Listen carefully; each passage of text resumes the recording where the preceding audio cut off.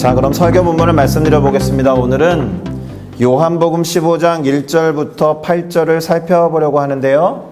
오늘 본문이 조금 긴 관계로 제가 대표로 읽어 올려드리도록 하겠습니다. 요한복음 15장 1절부터 8절입니다. 잘 따라와 주시면 좋겠습니다.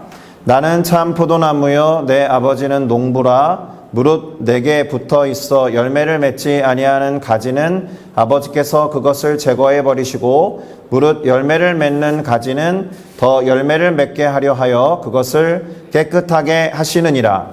너희는 내가 일러준 말로 이미 깨끗하여 졌으니 내 안에 거하라. 나도 너희 안에 거하리라.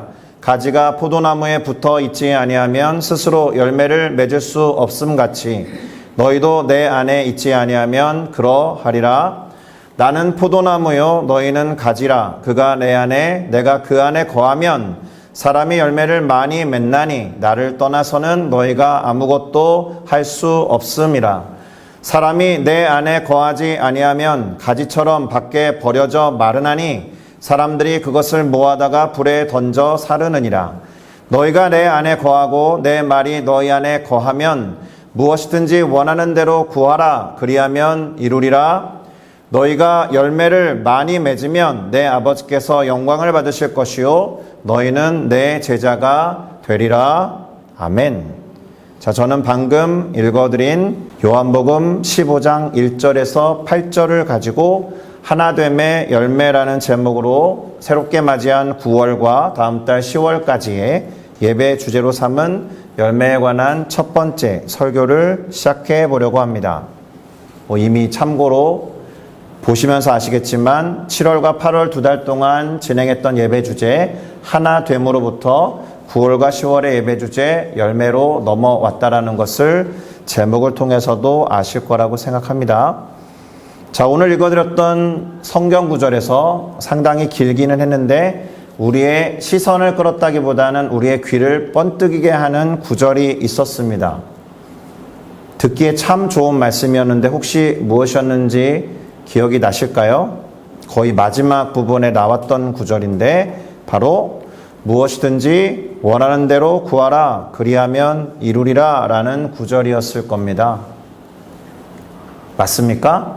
무엇이든지 우리가 원하는 대로 구하면 다 이루어집니까? 그렇게 바라고 기도하고 계시죠. 그리고 이 말씀을 하나님 앞에 기도하면서 내세우면서 주님 이렇게 기록하셨고 말씀하셨으니 우리가 원하는 것을 들어 응답하여 주십시오 라고 기도하겠죠. 그렇습니까? 불안하십니까? 제가 이렇게 질문하면 불안하시죠? 맞는 것 같은데 왜 목사님은 계속 저거를 후벼파듯이 물어보실까? 자, 이런 말씀을 손에 잡고 마음에 품고 기도하면서 선포하는 것이 옳죠. 그런데 저 말씀처럼 안 될 때가 있어 보입니다. 그리고 제법 시간이 걸리는 기도가 있는 경우도 많이 있습니다. 기도가 응답되지 않는 것처럼 보일 때도 있습니다. 무엇이든지 원하는 대로 구하라. 그리하면 이루리라 라고 말씀하신 분이 예수님이신데 왜 원하는 대로 구하는 대로 안 되는 것입니까? 이렇게 물어보는 사람들이 있을 것을 아시고 하나님께서 예수님의 친동생이셨던 예루살렘 교회의 지도자 야고보의 글에 보면 기도에 대해서 다음과 같이 기록해 놓은 것도 있습니다. 야고보서 4장 2절에 후반부부터 3절까지를 제가 읽어드리겠습니다. 너희가 얻지 못하면 구하지 아니하기 때문이요 구하여도 받지 못하면 정욕으로 쓰려고 잘못 구하기 때문이다. 이렇게 기록해 놓았습니다. 일단 기도하지 않기 때문에 마음에서 원하는 것이 이루어지지 않는다라는 뜻이 되기도 하죠. 그런데 마음에서 원해서 기도를 했는데도 이루어지지 않는 이유는 정욕으로 쓰려고 잘못 구하기 때문이다라고 야고보서에는 기록하고 있습니다. 그러면 이런 질문을 한번 던져보겠습니다. 9월과 10월의 예배 주제가 열매라고 했으니까 구하는 것을 얻는 것이 열매를 얻는 것과 같은가? 다시요. 기도하면서 간구하고 마음의 소원을 아뢰고 그것을 얻는다라면 그것이 열매와 같은 효과가 우리 가운데 주어지는가? 때마침 9월에 접어들었죠. 우리 교회는 열매를 주제로 예배를 드리기 시작했습니다. 우리가 아마도 한국에 있었다라면 더운 여름을 지나서 역대급으로 더웠던 여름, 아직 끝나지도 않은 것 같은데, 제가 인스타그램에 있는 한국에 있는 어떤 지인의 글을 보니까 하늘이 화창한 사진을 딱 찍어놨어요. 하늘만 가을, 여전히 여름. 뭐 이렇게 적어놨단 말입니다. 어쨌든 여름인 것 같은데 그래도 절기상으로, 계절적으로는 수확의 계절, 그리고 추수감사의 계절 가을을 맞이하고 있습니다. 그래서 열매에 대해서 생각해 보기에 참 좋은 시즌입니다. 물론 싱가포르는 가을이 존재하지 않아서 시간이 어떻게 가고 있는지 불현듯 뒤돌아봤을 때 와, 벌써 1년의 3분의 2가 지나갔구나라는 것을 지금 느끼셨죠? 제가 늘 그래요. 맨날 날씨가 똑같으니까 1년 어디쯤 가고 있지 하고 돌아보니까 벌써 3분의 2가 지나갔다라는 겁니다. 어쨌든 9월 정도가 되면 우리는 한 해를 돌아보면서 하고 있었던 일들의 중간 점검을 해보기도 하고 남은 기간 동안 무엇을 할 수 있는지 결단도 해보면서 시간을 보냅니다. 자, 우리가 구하고 바라는 것을 얻는 것이 열매를 얻는 것과 같으냐? 그것을 한번 생각해 보시면 좋겠는데요. 일단 오늘 본문의 상황을 들여다보면서 얘기를 좀 더 해볼게요. 우선 예수님이 오늘 본문에서 당신을 참 포도나무라고 비유로 말씀하셨습니다. 그리고 우리는 그 포도나무에 연결되어 있는 가지라고도 하셨습니다. 그리고 하나님은 포도나무를 심고 가꾸는 농부라고 전제를 깔아놓고 이 이야기를 하고 계세요. 그러니 이런 상황이라고 한다면 구하는 것이 뭐겠어요? 포도나무의 열매일 것이고, 포도나무의 포도 열매를 얻었다라고 한다면 구한 것을 얻었구나 이렇게 생각할 겁니다. 맞습니까? 그리고 우리는 오늘 설교 본문으로 삼은 요한복음 15장 1절에서 8절을 제대로 이해하기 위해서 이 참 포도나무라는 예수님을 이 땅 가운데 심으신 분이 농부로 표현된 아버지 하나님이시다라는 것을 일단 고려하셔야 합니다. 그렇다면 참 포도나무의 열매를 우선적으로 바라고 열망하시는 존재가 누구라는 겁니까?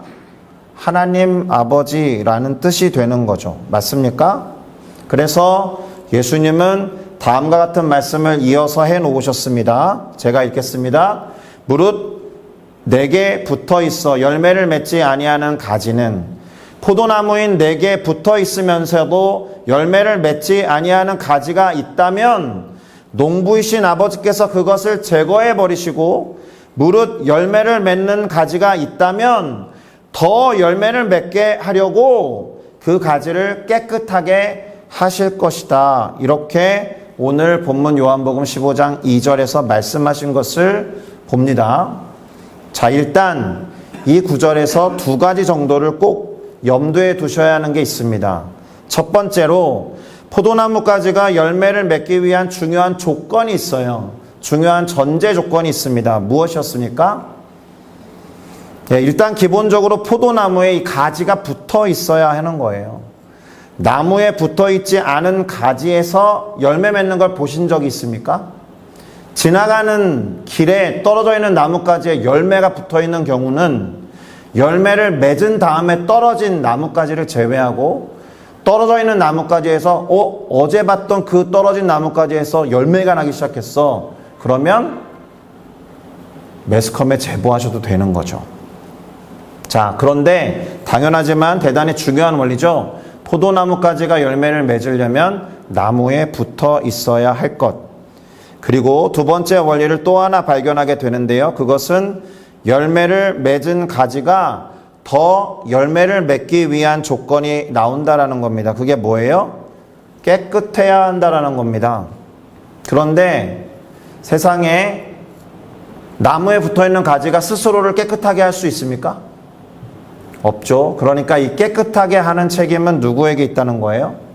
농부에게 있다라는 겁니다. 그래서 농부이신 하나님 아버지께서 그렇게 하신다라고 되어 있었는데, 그 다음 구절인 요한복음 15장 3절을 보니까 예수님이 이렇게 말씀하셨죠. 거기 적혀 있습니다. 너희는 내가 일러준 말로 이미 깨끗하여졌다. 그러니까 주께서 말씀으로 이미 깨끗하게 하셨다라는 뜻이 되는 겁니다. 이 말씀이 대단히 중요한데요. 예수님이 하신 말씀에서 열매나 포도나무 또는 그 가지에 관한 이 이야기가 사실은 말씀이 핵심이다라는 식으로 전환되는 구절입니다. 자, 그런데 우리는 방금 살펴본 내용과 관련해서 다음과 같은 내용을 기억할 필요가 있습니다. 열매를 맺는 것이 나무의 존재 이유라고 한다면 맞죠? 맞죠? 나무의 이름은 다 열매를 따서 붙여요. 포도나무는 포도가 열리니까 포도나무고, 사과나무는 사과가 나오니까 사과나무고, 감나무도 감이 나오니까 감나무인 것을 생각해 보면 아닌 경우도 물론 있죠. 목사님 말씀 틀렸는데 이렇게 생각하시지 마시고, 대부분의 나무의 목적은 열매에 있습니다. 나무가 열매를 맺는 것이 목적인 것은 태초부터 그랬다라는 것을 통해 알 수 있어요. 하나님이 창조하셨을 당시에 많은 이들, 여기에는 동물들도 포함이 되는데 모든 동물들이 나무나 풀에서 나는 열매나 풀을 먹고 살 수 있도록 명령하셨기 때문에 그렇죠. 그래서 사실 나무가 열매를 맺는 것은 지극히 당연하고 자연스러운 거예요. 열매를 맺지 못한다는 것은 이상한 일일 정도로. 그래서 성경에 잘 보시면 그런 비유를 많이 쓰신 겁니다. 열매와 나무에 대한 비유를 그래서 많이 쓰신 거예요. 나무가 있는데 열매를 맺지 않는다는 것은 창조 질서를 거스르는 일이라고 해도 과언이 아닐 겁니다. 자, 어쨌든 나무가 존재하는 이유가 열매에 있다면 일단 더 열매를 맺기 전에 뭐가 전제가 되어야 됩니까? 열매를 맺는 게 전제죠. 열매를 맺어야 더 열매가 맺었으면 좋겠다라고 생각할 수 있듯이, 그렇죠? 그러니 열매를 맺는 것이 우선이라면 열매가 맺어야 하는 가지는 어떻게 되어야 된다고요? 나무에 붙어 있지 않으면 안 된다. 이것이 대단히 필수적인 조건이 된다라는 겁니다. 포도나무와 그 가지가 하나로 붙어 있어야 하는 이유가 바로 열매 때문에 그렇다라는 거예요. 그래서 예수님이 당신을 포도나무로 우리들을 가지로 비유하시면서 이런 이야기를 하신 겁니다. 포도나무에 자기가 붙어 있는 것을 예로 드시고는 뭐라고 하셨어요? 내 안에 거하라. 나도 너희 안에 거하리라. 가지가 포도나무에 붙어 있지 아니하면 스스로 열매를 맺을 수 없다. 이와 마찬가지로 너희도 내 안에 있지 아니하면 그렇게 될 거다. 이렇게 말씀하신 겁니다. 그런데 요한복음 15장 4절 다음에 5절도 비슷한 내용을 또 말씀하셨습니다.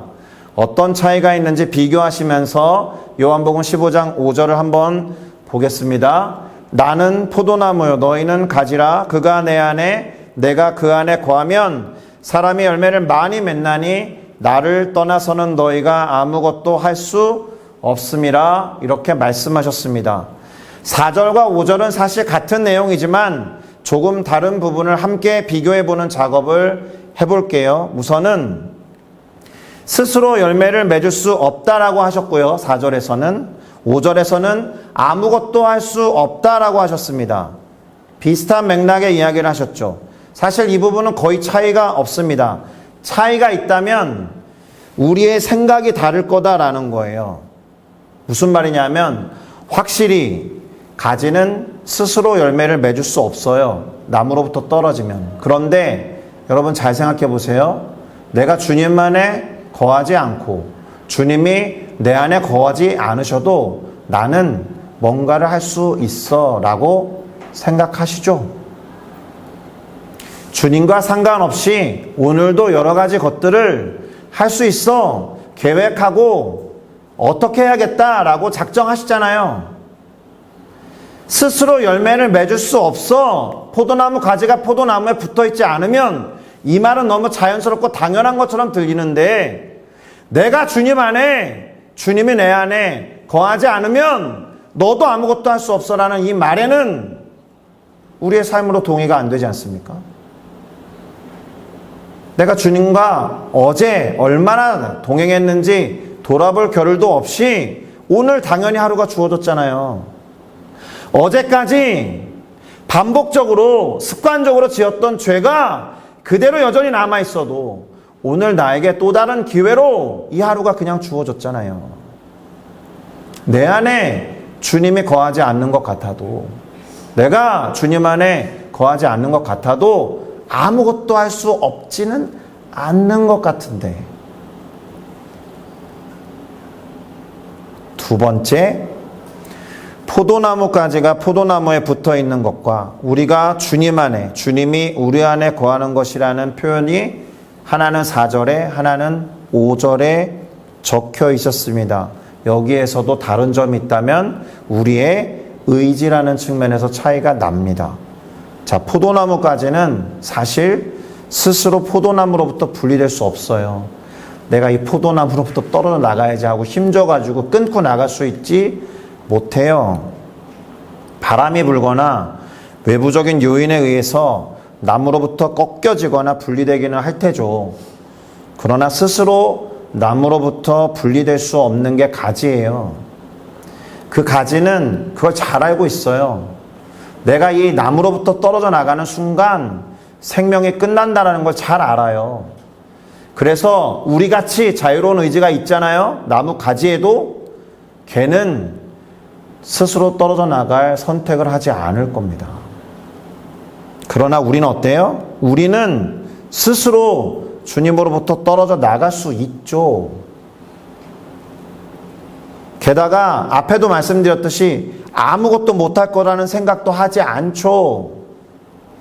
나무까지는 나무로부터 분리되는 순간 생명력을 잃어버리기 때문에 그야말로 열매는커녕 생명을 잃게 되는데, 우리는 주님으로부터 아무 상관없는 삶을 살아도 내 생명에 별 지장이 없는 것 같은데 라는 생각을 반복하고 습관적으로 살다 보면 어느새 주님으로부터 멀어져 있는 삶을 살게 될 겁니다. 그것이 본질적인 생명을 잃어버렸다라는 사실도 느끼지 못하고, 생명을 잃는다는 점에서는 아주 동일합니다. 그런데 육체적인 생명을 말하지 않아요. 우리의 호흡이 하나님의 호흡으로부터 왔다라는 본질적인 생명이 제거된 상태로 살아있는 줄 알고 죽음을 향해서 치닫는 거란 말입니다. 영적이고 본질적인 생명을 잃어버리게 돼요. 지금 그 말씀하신 겁니다. 우리가 주님 안에, 주님이 우리 안에 거하지 않으면 너희도 아무것도 할 수 없어. 이 말은 그 얘기예요. 많이 들어서 아시는 얘기잖아요. 처음 듣는 얘기 아니잖아요. 저도 그렇고 여러분들도 그렇고.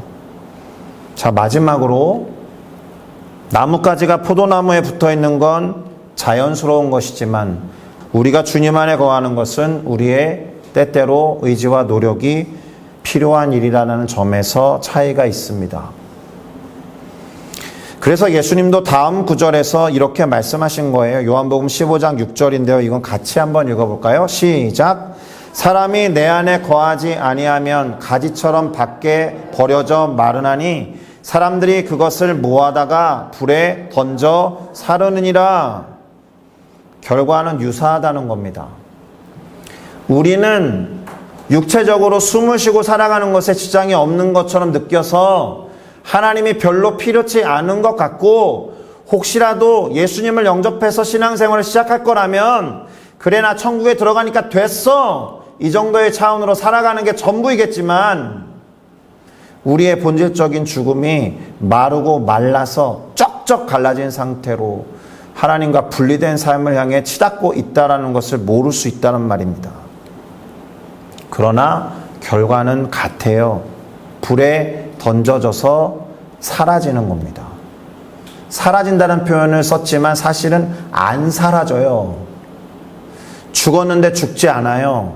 죽고 싶을 만큼 괴로운데 죽지 않는 게 지옥의 형벌이잖아요. 자, 이걸 정리해보면 이렇게 되겠죠. 가지가 나무로부터 떨어지면 말라 죽게 되는 것이 대단히 자연스러운 일인 것처럼 우리가 주님으로부터 떨어지면 영적으로 말라 죽게 되는 것도 주님 보시기에는 자연스러운 거예요. 나로부터 떨어지면 니네가 죽게 돼. 니네는 그게 꼭 그런 것만은 아니에요, 주님. 이렇게 말하고 싶겠지만 사실은 그런 거야. 얼마나 안타깝겠습니까? 자, 이렇게까지 말씀하신 예수님이 드디어 제가 설교 초반에 여러분들 귀를 번뜩이게 하는 대단히 기분 좋은 말씀을 하세요. 무엇이든지 원하는 대로 구하라. 그리하면 이루리라. 이렇게 말씀하셨는데 그 전에 상당히 중요한 전제가 빠져 있죠. 무엇입니까? 같이 읽겠습니다. 너희가 내 안에 거하고 내 말이 너희 안에 거하면 무엇이든지 원하는 대로 구하라. 그리하면 이루리라. 중요한 전제를 빼먹고 무엇이든지 원하는 대로 구하라. 그리하면 이루리라고 말씀하신 하나님 왜 안 되는 겁니까? 야고보서 말씀까지 가지 않아도 돼요. 우리가 주님 안에 거하고 주님의 말씀이 내 안에 거하지 않은 상태에서는 아무 소용이 없는 말씀인 거예요. 그러니까 중요한 부분을 다시 되새기면서 정리해보면 무엇이든지 원하는 대로 구하는 것의 전제는 주님과의 하나됨이 전제라는 겁니다. 너희가 내 안에 거하고 내 말이 너희 안에 거할 때 그렇게 할 수 있다라는 겁니다. 주님과의 하나됨이 없이 우리에게 아무리 이게 참 좋은 말인데 그런데 아무 소용이 없다라는 거예요. 무엇이든지 원하는 대로 구하는 것이 전혀 이루어지지 않는다라는 겁니다. 그리고 우리가 주님 안에 거하고 주님의 말씀이 우리 안에 거하는 것을 전제로 해서 그 다음에 무엇이든지 원하는 대로 구할 때 그것을 이루시는 주체가 주님이라는 것이 중요합니다. 그래서 이루리라 라고 말씀하신 겁니다. 중요합니다. 우리는 주님과 하나가 되어야 하고 첫째로 주님은 그럴 때 우리를 위해서 우리가 구하는 모든 것을 이루어 주실 거다. 뭔가 약속한 느낌이 들죠. 니네가 내 안에 거하고 내 말씀이 내 안에 거하면 네가 무엇을 구하든지 내가 다 이루어 줄게. 이게 서로 간에 지켜야 할 것이 있다라는 계약을 의미합니다. 약속을 의미해요. 그러니 우리는 주님 안에 머물러야 하는 것이고 그래서 주님의 말씀이 우리 안에 머물러야 하는 것이고요. 그러고 나서 바라는 것이 무엇이든지 구할 때 주님이 이루신다라는 겁니다. 할렐루야. 자, 그러면 정리를 하면서 설교를 마무리하는 작업으로 나아가 보도록 하겠습니다. 자, 포도나무를 심고 그것을 재배하시는 분이 농부이신 하나님 아버지라고 한다면 나뭇가지의 열매가 풍성하기를 가장 원하시는 분도 하나님이시겠죠. 그러면 열매를 맺지 못하는 가지는 그 순간부터 하나님에게는 걱정과 근심이 되겠네요. 그런데 또 제대로 자연스럽게 열매를 맺는 가지에 대해서는 그분에게 기쁨이 될 뿐만 아니라 어떻게 하면 더 열매를 풍성하게 거둘 수 있지라고 생각하시면서 늘 가꾸시고 돌보시는 대상이 된다라는 겁니다. 제가 이 말씀을 적을까 말까 고민한 게 있습니다. 예수님께서 포도원 주인과 포도원 지기의 말씀으로 비유로 하신 말씀이 하나 더 있습니다. 근데 그 앞에 두 구절이 있는데 요약하면 이거예요. 니네가 똑바로 살지 않으면 저들과 같이 망하게 될 거야 하면서 두 가지 예를 든 게 있습니다. 그래 놓고 포도원 지기와 포도원 주인의 이야기를 하십니다. 포도원 주인이 말하죠. 이 무화과 나무를 보니까 3년째 열매를 맺지 못하고 있네. 이거 베어서 갖다 버려. 그때 포도원 지기, 다시 말하면 포도원 주인의 명령을 따라서 나무를 정돈하고 보살피는 포도원 지기가 주인님 올해도 그만두시죠. 그만 놔두시죠. 제가 잘 가꿔보겠습니다. 그래서 열매를 맺으면 좋은 일인 것이고 그때도 열매를 맺지 않으면 제거해도 괜찮겠습니다. 이렇게 말씀하시는 거예요. 그래 놓고 뭐라고 하시느냐? 그런즉 열매를 맺지 않으면 다 망하게 될 거야 라는 세 가지 말씀을 연달아 하신 거예요. 이 말이 뭐예요? 이 비유에서는 포도나무로 예수님이 표현되어 있지만 포도원 지기인 예수님이 열매를 맺지 못하는 우리를 위해서 하루만큼의 시간, 1년만큼의 시간 또는 어떤 시간을 염두에 놓고 하나님과 타협하셨다라는 거예요. 협상하셨다라는 거예요. 우리를 위해서. 저 박민규 내일 찍어버리세요. 오늘 말고. 제가 오늘 잘 갖고 보겠습니다. 저 박민규 내년에 찍어버리세요. 제가 올해 잘 갖고 보겠습니다. 그래서 제가 그런 말씀 드린 적 있어요. 오늘 어제와 똑같은 시간이 주어진 것처럼 느껴지십니까? 어제랑 다를 바 없는 오늘을 살아가는 나에게? 아니요. 예수님이 주님 하루 더 주세요. 제가 잘 갖고 보겠습니다. 라고 주신 하루인 거예요. 이 하루 동안에 주님이 잘 가꾸고 보살피겠다라고 하시면서 사실은 우리에게 주신 시간이 아니라 하나님이 예수님에게 주신 시간이라고요. 예수님의 시간이에요. 지금 오늘 하루가 12시간 지났죠? 남은 11시간 45분만이라도 주님께 드리는 시간으로 예수님의 시간입니다라고 하셔야 된다는 겁니다. 자, 이렇게 정리를 해놓고 보면 오늘 설교 본문의 마지막 구절이 잘 보이실 거예요. 요한복음 15장 8절인데요. 제가 읽겠습니다.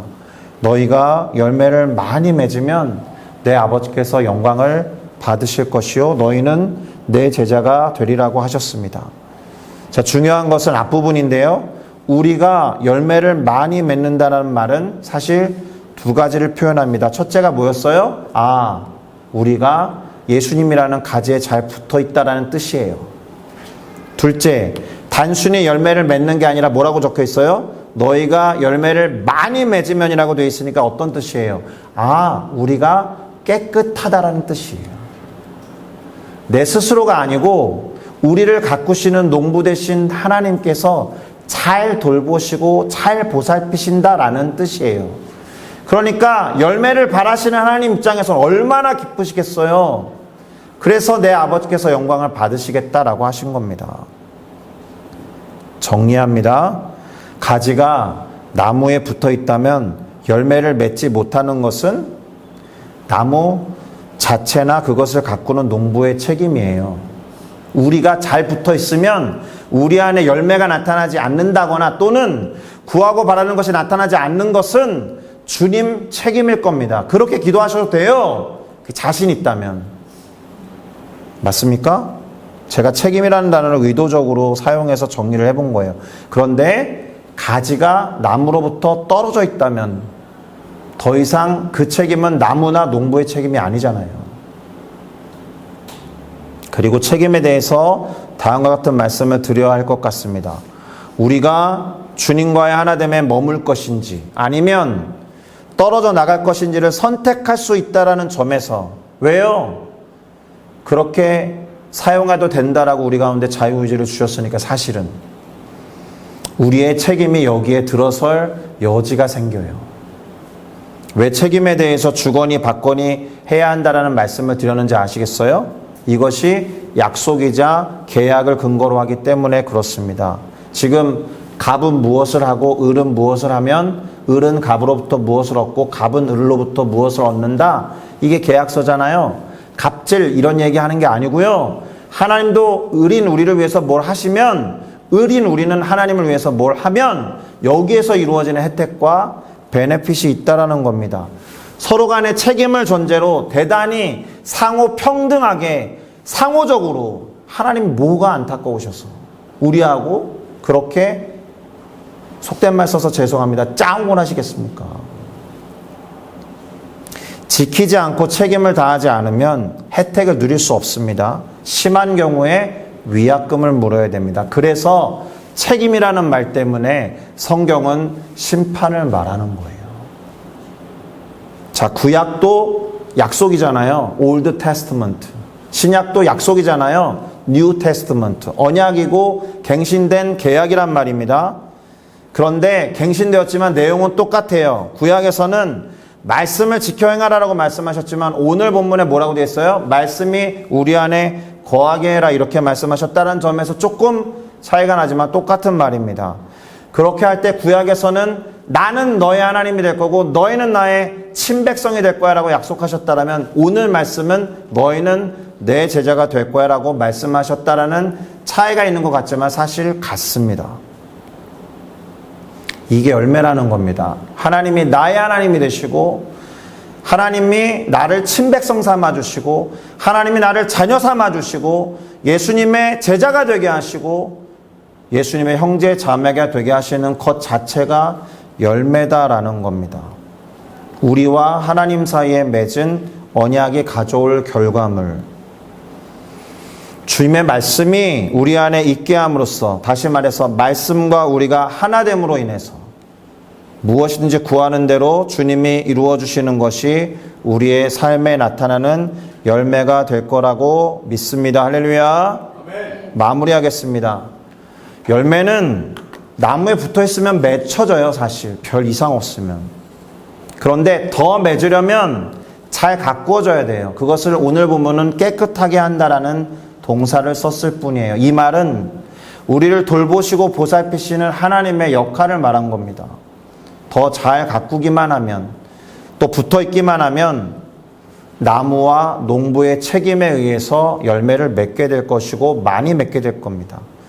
이것이 우리가 바라는 것을 무엇이든지 구할 때 이루어 주신다라고 약속하신 것의 본질이에요.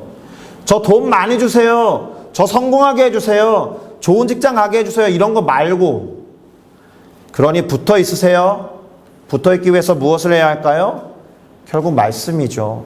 말씀이 우리 안에 거해야 한다라고 했으니까. 또 하나, 우리가 구하는 것이 내가 오늘 묵상한 말씀에 근거해서 구하는 기도의 제목이 될 때 응답될 것입니다. 그러니 내가 무엇을 구하는 것인가에 초점을 두지 마시고 내가 주님 안에 그리고 주님이 내 안에 말씀이 내 안에 머무는 것에 관심을 기울이시는 우리 모두가 됐으면 좋겠습니다. 할렐루야. 아멘. 기도하시겠습니다.